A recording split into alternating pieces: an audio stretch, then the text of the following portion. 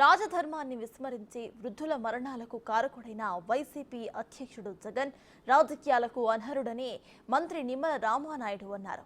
రాజకీయ లబ్ధి కోసం పెన్షన్ పేరుతో 34 మంది చావుకు బాధ్యుతయ్యాడని మండిపడ్డారాయన.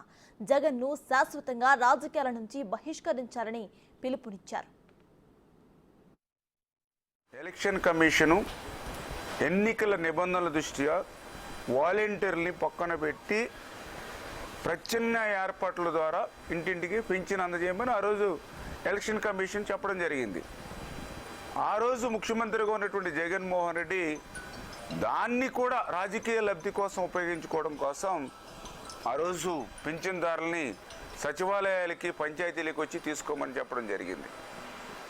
ఆ రోజు మేము చాలా క్లియర్గా చెప్పాం, ఏదైతే ప్రతి సచివాలయంలో 10 మంది ఎంప్లాయీస్ ఉన్నారు, ప్రతి సచివాలయానికి యావరేజ్ 400 మంది లబ్ధిదారులు ఉన్నారు, ఒక్కొక్క సచివాలయ సిబ్బంది 40 మంది చొప్పునిస్తే ఒక్క రోజులోనే పింఛన్లు ఇంటింటికి అందజేయచ్చని నోరు నెత్తి కొట్టుకుని మేము అందరం కూడా ప్రతిపక్షాలన్నీ కూడా ఏకకంఠంతో ఆ రోజు జగన్మోహన్ రెడ్డికి చెప్పాం.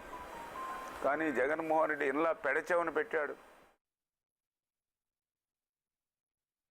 ఆయన రాజకీయ లబ్ధి కోసం 34 మందిని బలి తీసుకున్నటువంటి వ్యక్తి రాజకీయాల్లో ఉండడానికి అనర్హుడు. ప్రజలందరూ కూడా ఆలోచన చేసి ఏదైతే మొన్న 2024 ఎన్నికల్లో ఆయనకు శిక్ష విధించారు, కానీ భవిష్యత్తులో ఇటువంటి వ్యక్తి ప్రజాస్వామ్యంలో ఉండడానికి అర్హత లేదు కాబట్టి అతన్ని శాశ్వతంగా రాజకీయాల నుండి విరమింపు చేసుకునేటువంటి విధంగా ప్రజలు భవిష్యత్తులో కూడా తీర్పు ఉండాలనే విషయాన్ని కూడా ఈ సందర్భంగా తెలియజేసుకుంటున్నారు.